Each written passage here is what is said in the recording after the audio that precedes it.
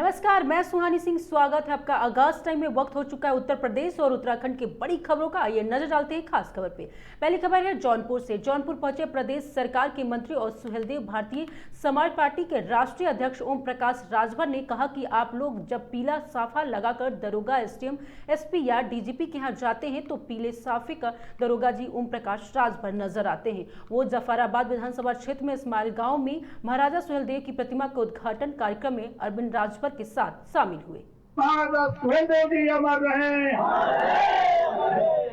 देखिए, काफी टाइम से आप लोग दिनेश सिंह जी बैठे हुए हैं अगली पंक्ति में, और ये भी नेता है अरविंद सिंह जी, जिनको जानते हैं, मखड़ू के नाम से प्रसिद्ध है, और ये ब्लॉक प्रमुख भी है।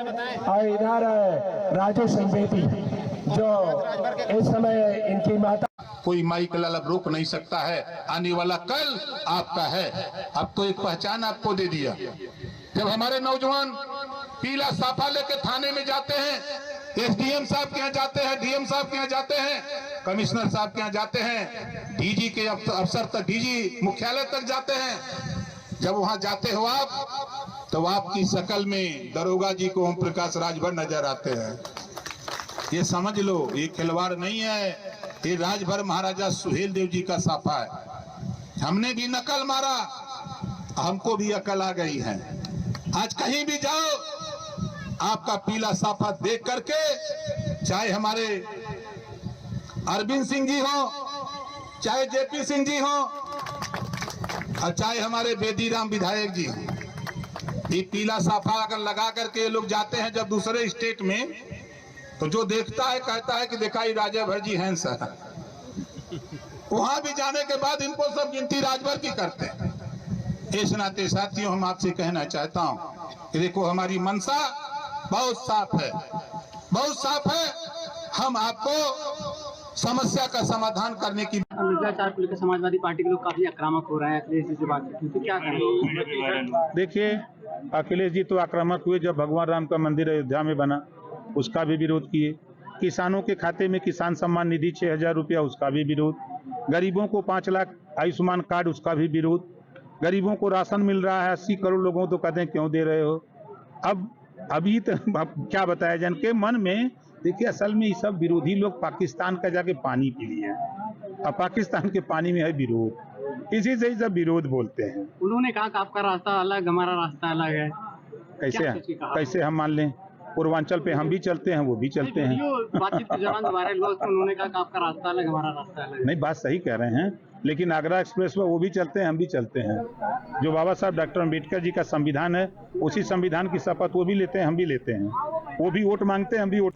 अगली खबर मथुरा से। मथुरा थाना बलदेव इलाके में यमुना एक्सप्रेसवे पर सुबह सुबह अलग अलग 2 भीषण हादसा हो गया। यहां ज्ञात वाहन की टक्कर से एक कार पलट गई। हादसे में 6 लोगों की मौत हो गई, जबकि 2 की हालत गंभीर है। कार सवार दिल्ली से कानपुर जा रहे थे। वहीं एक अन्य हादसे में बस और ट्रक की भिड़ंत हो गई और बस में सवार करीब 2 दर्जन सवारियां घायल हो गई। हादसे के बाद राहगीरों ने पुलिस को सूचना दी। सूचना मिलते ही पुलिस मौके पर पहुंची और कार सवारों को बाहर निकालकर अस्पताल भिजवाया गया, जहां डॉक्टरों ने 6 लोगों को मृत घोषित कर दिया। 2 घायलों का इलाज अभी जारी है।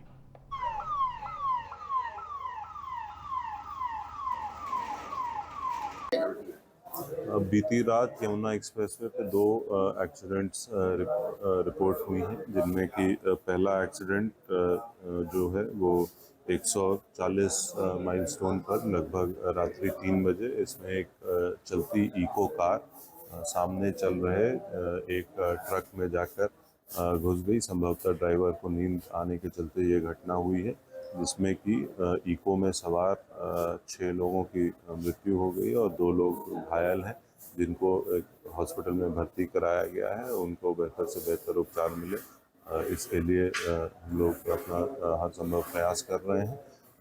इसमें जो अब तक प्रारंभिक जानकारी मिली है, और जो उनके परिवार से संपर्क स्थापित कर इसमें अग्रिम कार्रवाई सुनिश्चित की जा रही है। जो दूसरी घटना हुई है वो 151 माइलस्टोन पर रात्रि लगभग 4 बजे के करीब ये घटना हुई। इसमें एक प्राइवेट बस है, उसमें भी मोस्ट प्रॉब्ली ड्राइवर को नींद आने के कारण ये बस ओवरटर्न कर गई, जिससे कि उसमें जो सवार लोग थे जो कि मूल रूप से मध्य प्रदेश के हैं और ये लोग दिल्ली से अपने गंतव्य को मध्य प्रदेश जा रहे थे। जिस दौरान ये घटना हुई इसमें 8 लोग जो घायल हैं उनको यहाँ जिला अस्पताल भर्ती कराया गया है, जिसमें डीएम साहब और मेरे द्वारा आकर सभी लोगों को देखा गया। सभी लोग को सामान्य चोटें हैं, कोई भी गंभीर रूप से घायल नहीं है और 9 लोग इसमें एसएन मेडिकल हॉस्पिटल आगरा में भर्ती हैं। उनकी भी स्थिति वर्तमान में सामान्य है। इन सभी का बेहतर से बेहतर उपचार कराया जा रहा है। आपके इन सभी लोगों के परिवार से संपर्क स्थापित किया गया है और इनको अपने गंतव्य पर भेजने की व्यवस्था भी कराई जा रही है। अगली खबर अमरोहा से दिल दहला देने वाली खबर सामने आई है, जहां पर जनपद अमरोहा के रजबपुर थाना क्षेत्र के गांव नूरपुर तुकलाबाद में उस वक्त हड़कंप मच गई जब गांव की कुछ दबंगों ने सिलाई टेलर ने अपने उधार के पैसे को टोकना इतना उसे भारी पड़ गया कि दबंग युवकों ने एक गरीब टेलर युवक को जमकर पीटा, जिससे वो पूरी तरह से लहूलुहान हो गया। अस्पताल में जिंदगी और मौत से लड़ रहा है। दबंगों ने ट्रेलर के लोहे के रड और सरिये से पीट पीट कर लहूलुहान कर दिया है।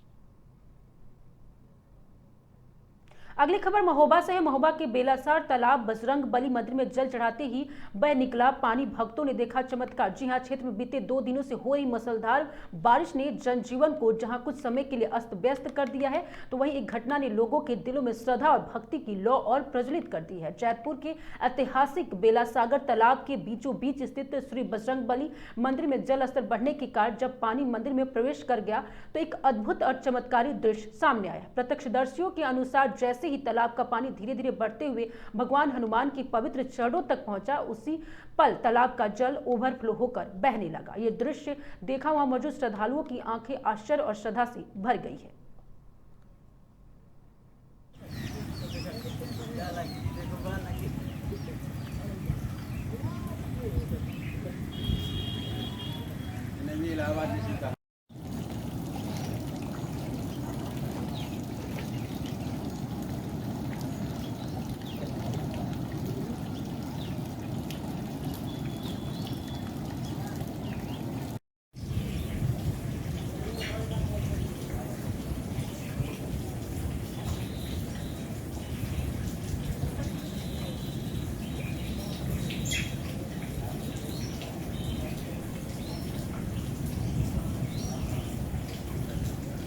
अगली खबर हरिद्वार से। हरिद्वार में विश्व सबसे ऊंचा भगवा ध्वज लगाया जाएगा। वहीं गुरुद्वार के हरिद्वार दौरे पर है मुख्यमंत्री पुष्कर सिंह धामी ने 251 फीट के भगवा ध्वज स्थापित किए जाने की योजना का शिलान्यास किया। गंगा सभा और भारतीय नदी परिषद संयुक्त रूप से भगवा ध्वज के लिए स्थान का चयन करने की कोशिश में जुटी है। इस ध्वज को हर की पौड़ी और दूसरे गंगा घाट के पास लगाया जा सकता है। मुख्यमंत्री पुष्कर सिंह धामी ने कहा कि देवभूमि उत्तराखंड में प्रवेश करने वाले लोगों को एक खास अनुभूति हो और इसके लिए प्रदेश की अन्य सीमाओं पर भी ऊंचे ध्वज लगाए जाएंगे। बताया जा रहा है कि मौजूदा समय में सबसे ऊंचा भगवा ध्वज गुजरात में स्थापित है, लेकिन हरिद्वार में 251 फीट का सबसे ऊंचा भगवा ध्वज लहराता हुआ नजर आएगा।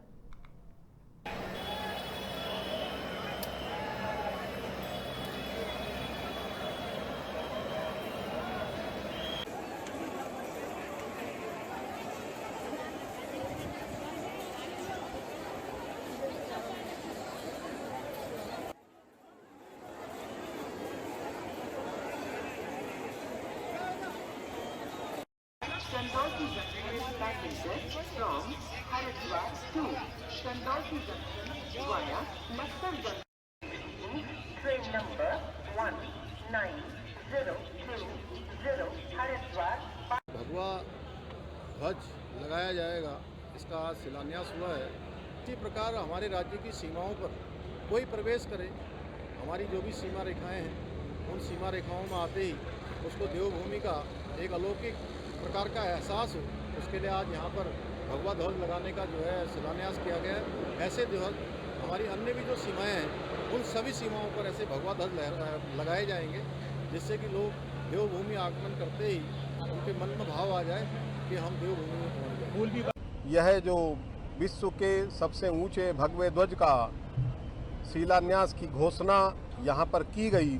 माननीय मुख्यमंत्री जी की इच्छा है कि यह भगवा ध्वज पूरे विश्व को, पूरे सनातन को एक संदेश दे, तो इसके लिए सर्वोत्तम स्थान का चयन करके जिला प्रशासन, गंगा सभा और भारतीय नदी परिषद इसके लिए सर्वोत्तम स्थान का चयन करे और यहाँ पर इस भगवे ध्वज का जो विश्व का कीर्तिमान स्थापित होगा हरिद्वार के अंदर, निश्चित रूप से ये एक बहुत बड़ा कार्य है और एक सनातन को, हरिद्वार को एक अलग पहचान देने का कार्य।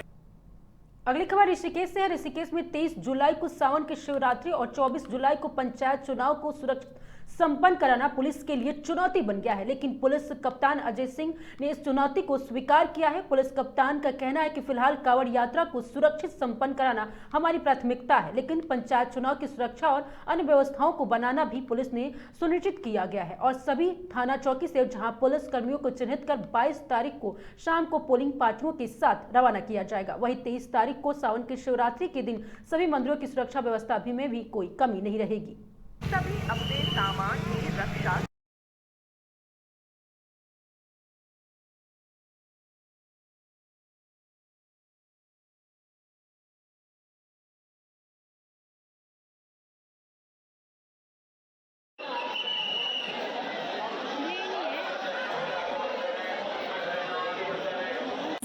फोर्स किस तरीके से मैनेजमेंट होता है? हाँ, इसका भी हमने, चूंकि देहरादून में पंचायत चुनाव भी है, तो हमारे जो त्यूनी चक्राता जो ज़्यादा पार्टीज निकलते हैं 22 तारीख को निकल जाएंगे, करीब 8 पार्टीज है, तो उसके लिए भी अलग से हमने व्यवस्थाएं बनाई है। हम इस बार होमगार्ड, पीआरडी और थोड़ा एक्स्ट्रा फोर्स जो है हम निकाल के थाने से, जो है हमारे चौकियों से या हम अपने पुलिस ऑफिसर्स से काफ़ी सारा फोर्स को निकाला गया है। तो हमारी प्राथमिकता अभी कांवड़ यात्रा है, जो डाक कांवड़ का भी पीक होगा, साथ ही साथ चुनाव भी है, तो दोनों तरह की ड्यूटियां हैं, तो उसको सामंजस्य बैठा कर जो भी हमारे ऑफिस में अतिरिक्त बल लगा होता है, सभी को हमने।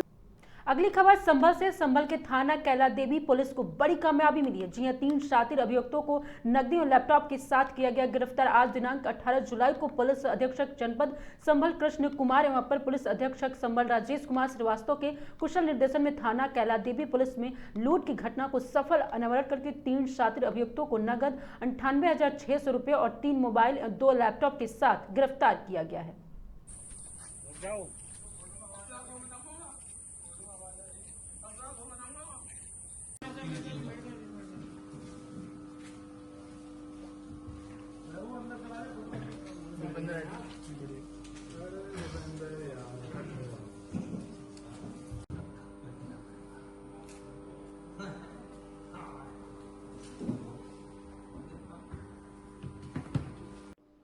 सर, ये आज लूट का खुलासा किया जा रहा है, क्या ये पूरा मामला, कितने आरोपी? देखिए, 15 तारीख को, इसी महीने के 15 तारीख को एक लूट की घटना होती है थाना कैला देवी में। जो शोधन वाली रोड है, यहाँ पे शाम को करीब 7, साढ़े 7 बजे के आसपास एक मिनी बैंक का काम करने वाला व्यक्ति विनोद है, जो अपने 2 साथियों के साथ जा रहा था। उसको ओवरटेक करके एक बाइक रोकती है और उसमें से 3 अभियुक्त रहते हैं, जिनमें 2 लोगों के पास कट्टे थे और बलपूर्वक वो उसका बैग छीन लेते हैं, उसको भय में डालकर, और बैग छीन के वो चले जाते हैं। उसमें लगभग उसके 2,40,000 रुपये थे और 2 लैपटॉप था, उसके मोबाइल थे, कुछ चाबियाँ थी दुकान की, सब चीज़ उसकी गायब हो जाती है और उसके बाद वो भाग जाते हैं। जो विक्टिम है वो आता है थाने में, रिपोर्ट करता है। मेरे एसपी साहब श्री आलोक भाटी जी के नेतृत्व में एक टीम का गठन किया जाता है, कप्तान साहब के नेतृत्व में, और आलोक भाटी जी के नेतृत्व में टीम ने बहुत ही मेहनत किया और 4 घंटे के अंदर ही हम लोगों ने केस को वर्कआउट कर लिया था। हम लोगों ने जीरोइंग कर लिया था उस अभियुक्त को, जिस अभियुक्त के द्वारा ये घटना की गई थी। उसके बाद टीम बनती है, पूरे ओवरनाइट हम लोग रेड डालते हैं और 48 से 72 घंटे के अंदर हम लोग 3 लोगों को पकड़ते हैं, जो इसमें पूरी घटनाक्रम का मास्टरमाइंड है, जिसका नाम सुखी है, जो बेसिकली नोएडा का रहने वाला है। उसको हम लोग डिटेन करते हैं। उसके 2 और साथी, दीपक और साथ में एक और साथी, उसका नाम है आपका नवल सुखी, दीपक और तीसरा अर्जुन, ये हम 3 लोग डिटेन करते हैं। जो बाइक यूज़ की गई पूरी लूट की घटनाक्रम में, ये बाइक दीपक द्वारा प्रोवाइड कराई गई थी अर्जुन के माध्यम से, और इसमें टोटल मास्टरमाइंड का काम सुखी ने किया था। जहाँ पे इनकी मीटिंग हुई घटना के 2 दिन पहले, 13 तारीख को मीटिंग हुई। मीटिंग होने के बाद ये तय हुआ कि हमको ये घटनाक्रम करना है। इसमें लगभग 3 अभियुक्त फरार हैं, 3 से 4 अभियुक्त फरार हैं, जिनको हम लोग अभी आगे रेड डालेंगे और आगे कार्रवाई करेंगे, जिनके पास हमको रेस्ट ऑफ द मनी मिलनी है। लगभग हम लोगों ने 98,600 रुपये, 3 मोबाइल और 2 लैपटॉप बरामद किया है। अभियुक्त की मोटरसाइकिल भी हमारे कब्जे में है। इसके अलावा जो कट्टे हैं, अन्य जो पैसे हैं, अन्य जो भी सामग्रियां हैं वो अभी हमको रिकवर करनी है। 3 अभियुक्त अभी मौके पर और जो आए थे उनके लिए हम लोग की कार्रवाई जारी है। श्री आलोक भाटी जी के नेतृत्व में उसमें कार्रवाई चल रही है और बहुत शीघ्र भी हम लोगों को भी डिटेन करेंगे। सर, ये नोएडा के रहने वाले बदमाश हैं, लोकल कैसे इनको ये इन्फॉर्मेशन मिली? क्या लोकल कोई बदमाश इनका साथी है? कैसे? देखिए, इसमें जो 3 अभियुक्त फरार हैं उसमें से जो एक अभियुक्त है अभी वो क्या कहते हैं उसकी रिश्तेदारी हमारी लोकल संभल में है, तो वो जब हम डिटेन करेंगे तो हम उसके उस अंतिम कड़ी तक पहुंचेंगे जहां से ये रैकी हुई, जहां से टारगेट सेट किया गया और जहां से इतनी दुर्भाग्यपूर्ण घटना अंजाम दिया गया। मास्टरमाइंड ने जैसा क्या पिछली भी जैसे कुछ घटनाओं को अंजाम दिया है? अभी इंट्रोगेशन जारी है। मेरे जो एएसपी साहब हैं वो उनके नेतृत्व में इंट्रोगेशन जारी है। तो हमारे जिले में 1-2 घटनाएं और घटित हुई हैं इस तरह से, कुछ चोरी, कुछ लूट की, कुछ बहजोई में भी हुई है। अभी इंट्रोगेशन डिटेल्स में चलेंगे तो हम लोग ये 24 से 48 घंटे में तय कर लेंगे कि क्या और भी घटनाएं इस जनपद में या किसी अन्य जनपद में घटित हुई हैं कि नहीं घटित। अगली खबर संभल से है, जहां पे जिला अधिकारी द्वारा सीएससी चंदौसी स्थित एनआरसी निरीक्षण किया। उन्होंने जिला अधिकारी डॉक्टर राजेंद्र पैंसिया एवं पुलिस अधीक्षक कृष्ण कुमार विश्नोई द्वारा सीएससी चंदौसी स्थित एनआरसी के निरीक्षण किया। जिला अधिकारी द्वारा एनआरसी सेंटर में एडमिट सैम बच्चों की माताओं से सेंटर की व्यवस्थाओं को विशेष जानकारी प्राप्त की एवं संबंधित आवश्यक दिशा निर्देश भी दिए। इस अवसर पर सीएससी प्रभारी डॉक्टर हरविंद सिंह, संबंधित अधिकारी कर्मचारी उपस्थित रहे।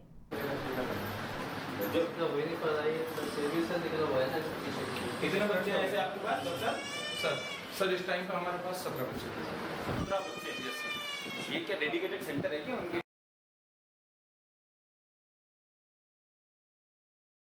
बच्चा भी छोटे बच्चे जैसे आपको बहन जी बहुत पहले आना चाहिए था। आपको नियमित रूप से मिल रहा है? सर क्या क्या खिलाते हैं? उनकी तो इसे सुबह बच्चों को क्या क्या दिया गया था? दलिया, साबुदाना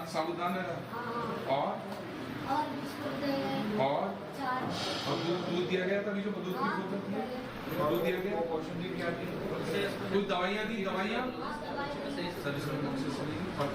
अगली खबर शाहजहांपुर से। शाहजहांपुर के थाना सहरा मऊ दक्षिणी पुलिस ने 2 घरों में हुई चोरी का खुलासा करते हुए हिस्ट्री सीटर समेत 3 चोरों को गिरफ्तार किया है, जिनके कब्जे से पुलिस टीम ने चोरी के जेवरात और नकदी भी बरामद की है। बीती 6 जुलाई को थाना सहरा मऊ दक्षिणी क्षेत्र में गांव भरगवा निवासी फिरोज ने पुलिस के तहरीर देकर बताया कि उसके मकान में नकब लगाकर अज्ञात चोरों ने सोने, चांदी, जेवरात और 20,000 रुपए नगद चोरी कर लिए। तहरीर के आधार पर पुलिस ने अज्ञात चोरों के खिलाफ संबंधित धाराओं में मुकदमा दर्ज कर लिया है और उनकी तलाश शुरू कर दी है।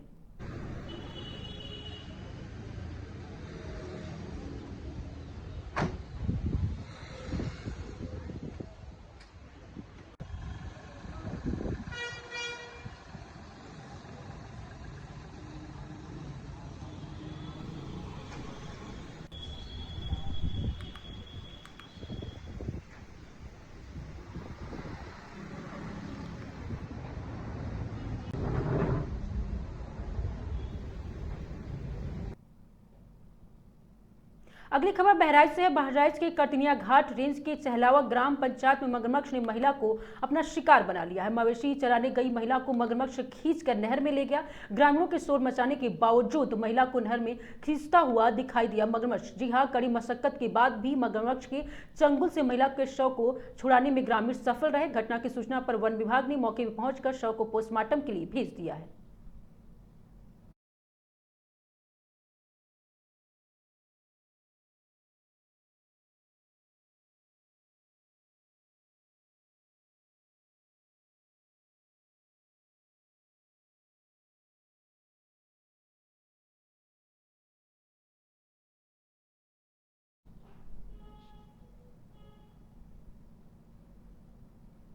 अगली खबर बहराइच से है। बहराइच में सड़क हादसे में 5 साल के मासूम की दर्दनाक मौत हो गई है। सीसीटीवी कैमरे में कैद हुआ ये हादसा। जी बता दें, बिजली विभाग के ट्रैक्टर के नीचे कुचला मासूम ट्रैक्टर चालक की लापरवाही से हुआ हादसा। उमर नाम के बच्चे की मौके पर मौत हो गई है। पुलिस ने शव को पंचनामा कर पोस्टमार्टम के लिए भेज दिया। हादसे में ट्रैक्टर और ड्राइवर को पुलिस ले गई है और थाने बहराइच नगर कोतवाली अंतर्गत अस्पताल रोड स्थित हिंदुस्तान चाइल्ड हॉस्पिटल के सामने के मामला बताया जा रहा है। क्या करावट है?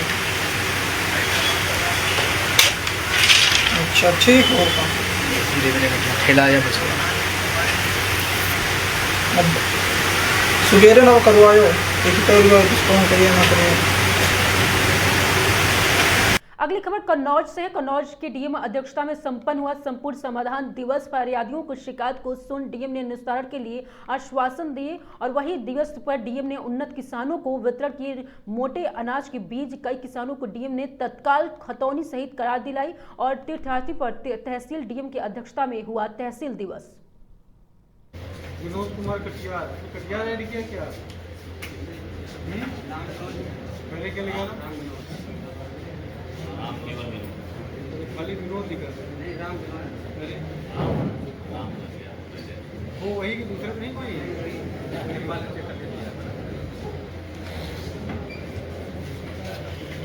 क्या आराम पहले क्या नाम था इनका लिखा क्या था इसमें हाँ श्रीराम खाली लिखा था श्रीराम सिंह नहीं लिखा सिंह करा दिया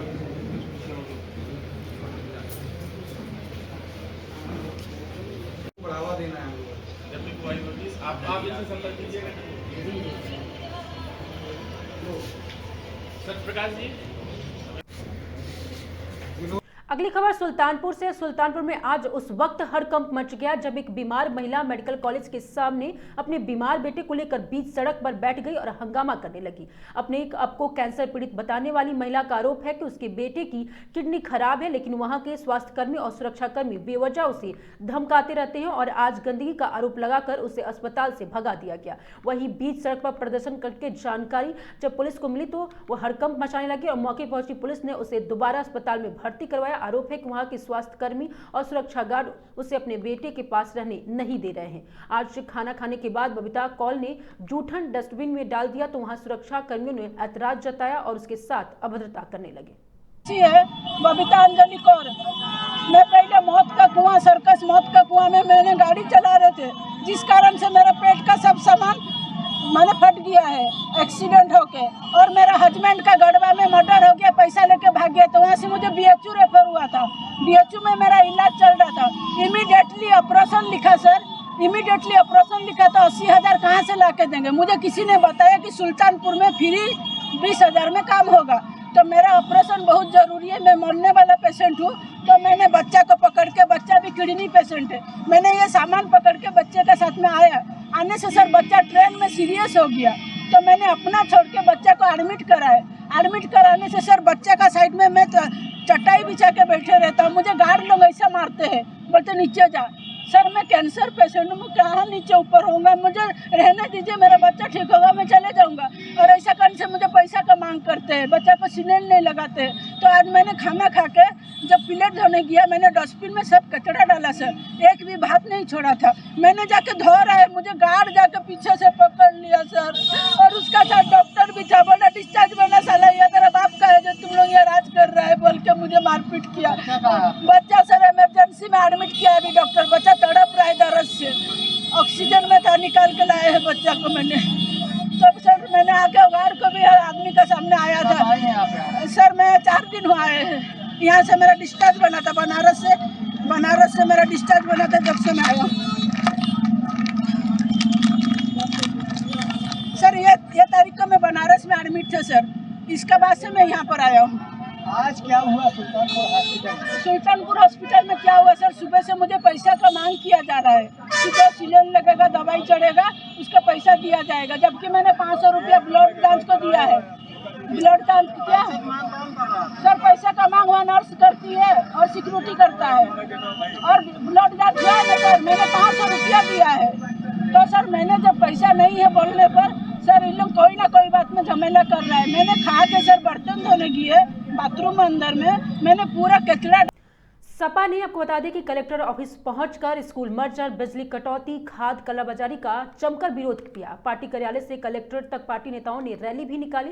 प्रदर्शन के बाद राष्ट्रपति को संबोधित ज्ञापन डीएम को सौंपा गया। ज्ञापन में राष्ट्रपति के स्कूल मर्जर्स रोकने की मांग, खाद की कालाबाजारी रोकने और बिजली कटौती खत्म करवाने की भी गांव ने मांग की। और जिलाध्यक्ष कलीम खां की अगुवाई में एकजुट हुए सपा अखिलेश यादव ने सपा नेताओं को धरना प्रदर्शन के दिए निर्देश। और सपा प्रवक्ता आकाश शाक्य बोले कि भाजपा सरकार हर मोर्चे पर पूरी तरह से फेल है। स्कूल मर्जर को बताया गया गांव की बालिकाओं के साथ अन्याय हो रहा है।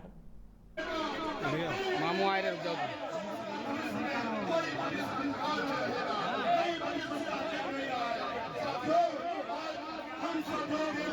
मामू जबर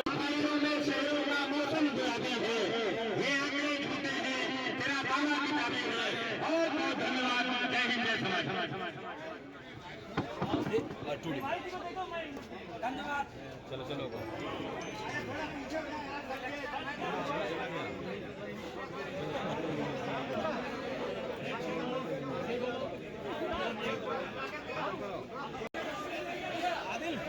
बैठ जाए जो लोग इधर उधर है वो भी बैठ जाए व्यवस्थित तरीके से। कन्नौज के पूर्व विधानसभा के निवर्तमान पूर्व विधानसभा अध्यक्ष बड़े भाई विनोद यादव जी आप भी बैठ जाए, बैठा जाएगा। नगर अध्यक्ष अंदर वो भी बैठ जाए। बहुत बहुत धन्यवाद समय देने के लिए माननीय प्रभारी जी। दो लाइनें सिर्फ खिलाकर आपको अपनी बात को खत्म। किस तरह का धरना प्रदर्शन किया जा रहा है, इसका क्या उद्देश्य है?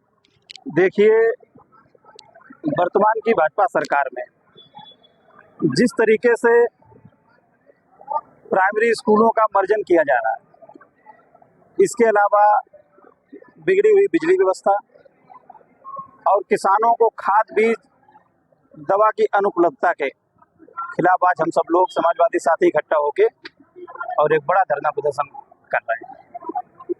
समाजवादी पार्टी मांग कर रही है, उन मांगों पर अगर सरकार करने पर तो आगे समाजवादी पार्टी का क्या खास ठोस कदम रहेगा?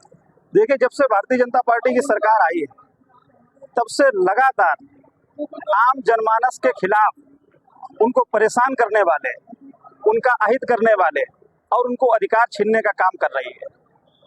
ये जो स्कूलों के मर्जर की व्यवस्था सरकार ने आनन फानन में बिना किसी तैयारी के की है, सरकार को जवाब देना होगा कि इन स्कूलों में जो पंजीकृत बच्चे थे, अगर उनका स्कूल उनके गांव से दूर स्कूल में उन्हें ट्रांसफर किया जाएगा तो क्या उनके परिवहन की उचित व्यवस्था सरकार ने की है? अगर उनके उचित परिवहन की व्यवस्था नहीं की तो ये जिम्मेदारी किसकी होगी अगर उस दूर के स्कूल के कारण कुछ बच्चे अपनी पढ़ाई से वंचित रह जाते हैं? इसके साथ ही क्या अभिभावकों से, उन बच्चों से, उन स्कूलों में पंजीकृत बच्चों से, वहाँ के अध्यापकों से इसकी राय शुमारी की गई थी?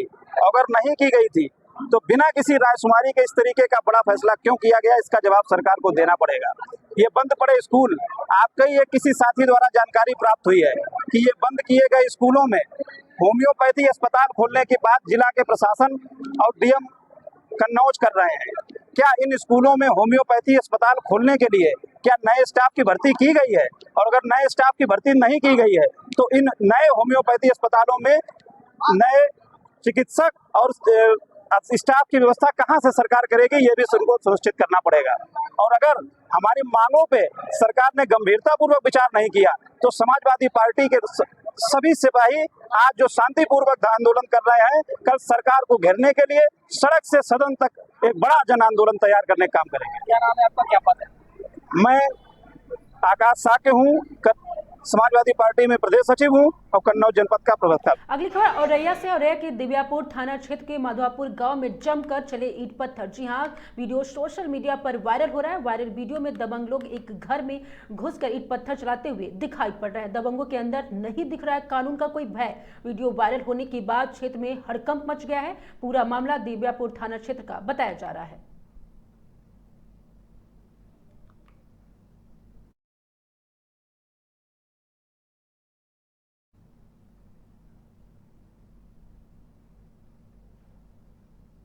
अगली खबर औरैया से। औरैया सदर ब्लॉक ग्राम पंचायत दासपुर अभिभावक पहुंचे और जिलाधिकारी कार्यालय पहुंचकर इंद्रमणि त्रिपाठी से न्याय लगाई है। वही आपको बता दें, ग्राम प्रधान दासपुर आधा सैकड़ा अभिभावक एवं बीएससी अध्यक्ष ने जिलाधिकारी औरैया कार्यालय पहुंचकर प्राथमिक विद्यालय दासपुर को नवलपुर में मर्ज कराने को बात बताई है।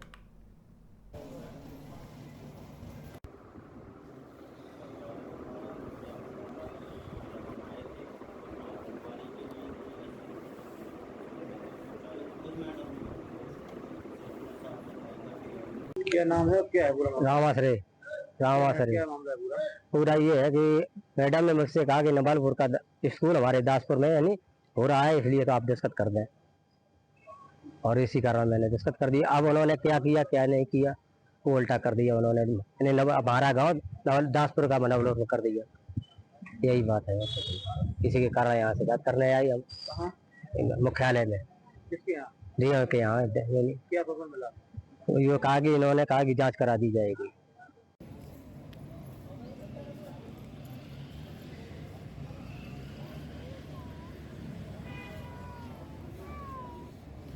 लिखा तो है, देखो यहाँ पे लिखा खंड शिक्षा अधिकारी और ये कटक जिला विशेष कार्यालय इनको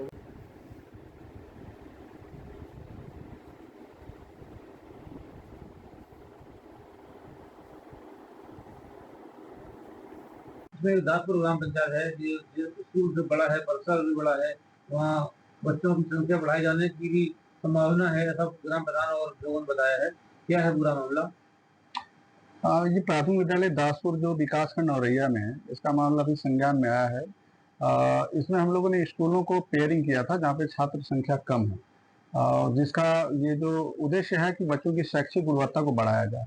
इस मामले को संज्ञान में लिया गया और उसकी जांच कराई जा रही है। अगर इसमें किसी भी तरह के कैंपस जैसा कि बताया जा रहा है बड़ा है और छात्र संख्या बढ़ जाने की संभावना है, तो जांच उपरांत जो तथ्य निकल के आएंगे उसके अनुसार निर्णय लिया जाएगा। अगर देखा जाए जो ग्राम प्रधान है और जो कमेटी के सदस्य उन्होंने बताया कि वहाँ की जो हेडमास्टर है वो एडमिशन आनाकानी करती है, मना करती है, एडमिशन नहीं कर रही है, उस पर क्या कार्रवाई करेंगे? जांच कराएंगे, जांच के उपरांत जो भी निकल के आएगा तब उसके अनुसार निर्णय लिया जाएगा। क्या मामला था? आप लोग डीएम चौक पे आए हैं, क्या है? हमारा नाम अखिलेश कुमार, ग्राम प्रधान दासपुर विकासखंड औरैया। हमारे ग्राम पंचायत का विद्यालय जो है वो रसूलपुर उल्लासराय मजरा के नवलपुर में मर्ज किया गया है, ऐसा बताया गया है। क्योंकि जो सहमत पत्र दिया गया है उसमें हमें कोई जानकारी नहीं दी गई है, लेकिन बीएमसी अध्यक्ष को हमने जब पूछा कि आपने कुछ जानकारी है विद्यालय के विषय में, तो उन्होंने बताया कि हमसे मैडम ने साइन कराए हैं कि नवलपुर का विद्यालय दासपुर में मर्ज किया जा रहा है, अगर आप नहीं करेंगे साइन तो ये दासपुर का नवलपुर मर्ज हो जाएगा, तो आप लोग साइन कर दो तो आपका विद्यालय बच जाएगा। तो गुमराह करके इन लोगों से साइन करा लिए। बाद में पता चला मैडम ने उसमें 16 तारीख को 14 को एक सहायक अध्यापक हैं उनसे बात की, तो उन्होंने कहा कि हमें भी पता नहीं। हमारा मैडम के पास जब फोन आया तो उन्होंने ये बताया कि ये तो विद्यालय की वहाँ आदेश आ गया है नवलपुर के लिए, आपको दासपुर नहीं आना है। 16 को बता रहे। उसी समय हमको पता चला तो हमने अभिभावकों को जो कहा था कि एडमिशन कराना उस सहायक अध्यापक को कह के कि जो भी समस्या हो बताना, कोऑपरेट करेंगे, बच्चे कम होंगे इधर बढ़ेंगे।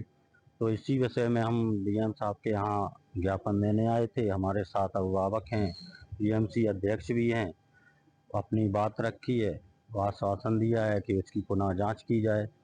और हमारा विद्यालय जो है बड़ा है, नवलपुर ग्राम पंचायत का है, 2 मजरा है, जनसंख्या भी ज़्यादा है, लेकिन मर्ज नवलपुर का तो हो सकता था दासपुर में, लेकिन दासपुर का नवलपुर कर दिया गया। ये हमारे यहाँ के लिए अन्याय है, हमारे गांव के बच्चों के लिए अन्याय हो रहा है। तो हम उसी के मांग के लिए आए थे कि उसमें पुनः जांच करके और उस सहमत पत्र को निरस्त करके नवलपुर को मर्ज भले ही कर दिया जाए, दासपुर को जरूरत नहीं है कि किसी भी विद्यालय में मर्ज किया। अगली खबर सोनभद्र से है। सोनभद्र में ट्रेन की चपेट में आने से एक व्यक्ति की मौत हो गई। राहगीरों ने रेलवे ट्रैक के पास से पड़े शव को देख पुलिस को सूचना दी। सूचना पर पहुंची पुलिस ने शव को कब्जे में लेकर आगे की कार्रवाई में जुट गई है। मृतक व्यक्ति श्याम बिहारी मिश्रा पुत्र रामगिरी मिश्रा निवासी शाहपुर बक्सर के रूप में हुई है। मृतक अपने बड़े भाई नागेंद्र मिश्र के यहाँ 10 से 15 दिन पूर्व आया हुआ था। शौच के दौरान ट्रेन की चपेट में आने के परिजन जता रहे शंका। जी हाँ, पिपरी थाना क्षेत्र के रेणुकूट नगर के शिवा पार्क स्थित रेलवे लाइन का ये मामला बताया जा रहा है।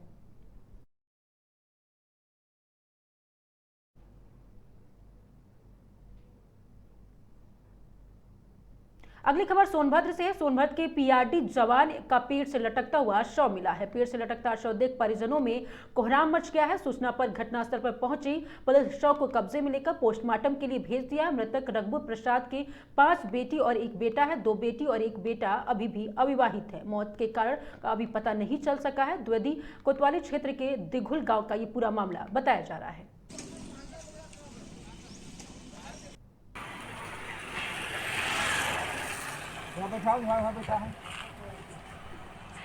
अगली खबर सोनभद्र से है। सोनभद्र में कुएं में गिरने से 7 वर्षीय बालक की मौत हो गई है। पानी भरने के दौरान कुएं में गिरने की बात कही जा रही है। स्थानीय लोगों के द्वारा कुएं से बाहर निकालकर ले जाया गया। अस्पताल डॉक्टरों ने देखते ही रजवंती को मृत घोषित कर दिया है। मौत की खबर सुनते ही परिजनों में कोहराम मच गया है। सूचना पहुंची पुलिस शव को कब्जे में लेकर अग्रिम कार्रवाई में जुट गई है। चौपन थाना क्षेत्र के ग्राम पंचायत मालकुंडी कुहसिया टोले के ये मामला बताया जा रहा है।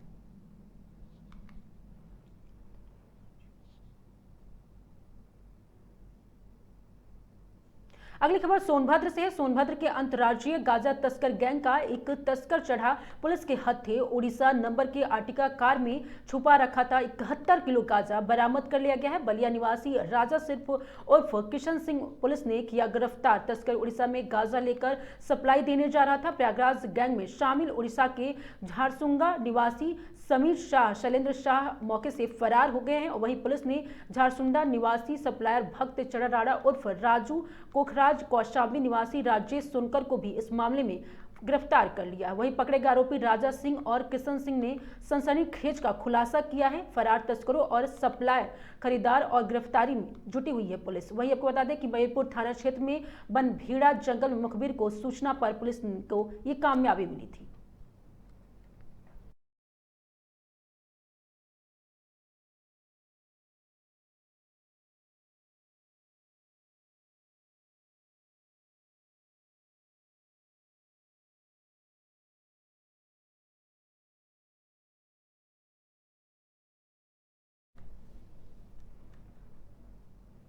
उत्तर प्रदेश और उत्तराखंड की खबरों में आज के लिए सिर्फ इतना ही। देखते रहिए आगाज टाइम।